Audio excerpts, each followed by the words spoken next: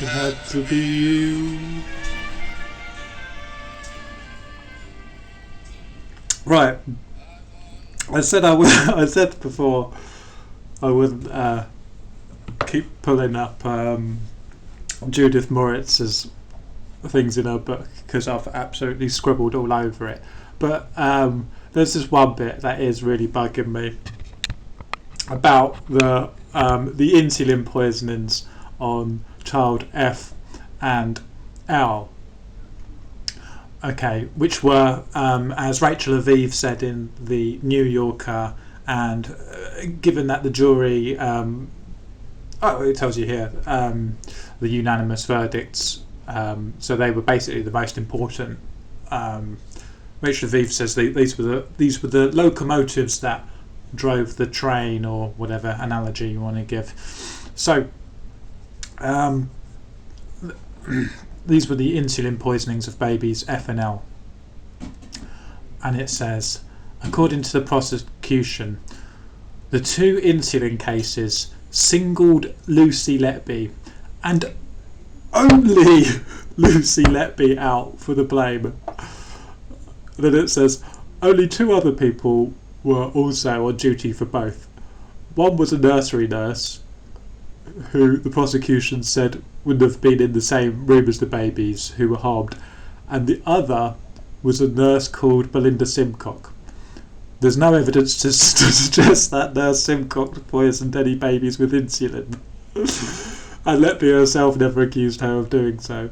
Right? Well, is anyone going to address the elephant in the room that there's no evidence that Lucy Letby poisoned any babies? So the reason it's got to be Lucy is because she's the only one there apart from the other person there, but it can't be her because her name's not Lucy. Is that how we're playing it? Alright, funny stuff out the way. I've got some serious stuff about the insulin poisonings. I made a video before, I'll probably link it, about how you go about poisoning the bags, and it turns out the TPN bags are bespoke. So we thought, if it was labelled, so baby F we're talking about one bag.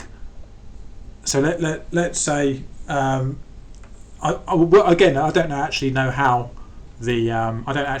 you would poison a sealed bag, because if you inject it with something, surely it would leak, and they never kept the bags anyway as evidence, so I don't know. But let's just play along with the prosecution's silly game.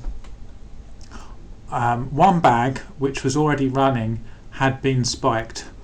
Another bag of stock insulin had also been contaminated, and we were told, like I say, they were bespoke bags. So okay, she found one labelled baby F. Well, hold on a minute. I'm on the complete trial transcripts about child F.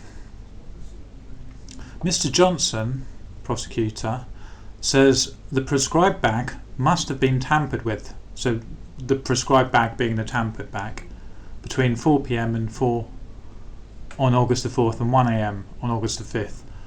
The replacement bag was a generic one. Well, that just throws that out the window. If it's a generic one, a generic bag, and not a bespoke bag, how's the next nurse that comes along gonna poison that same baby?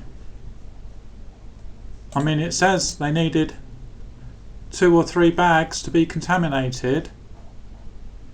Not really adding up. Answers on a postcard, please. Competition winners. First 3 drawn out the hat.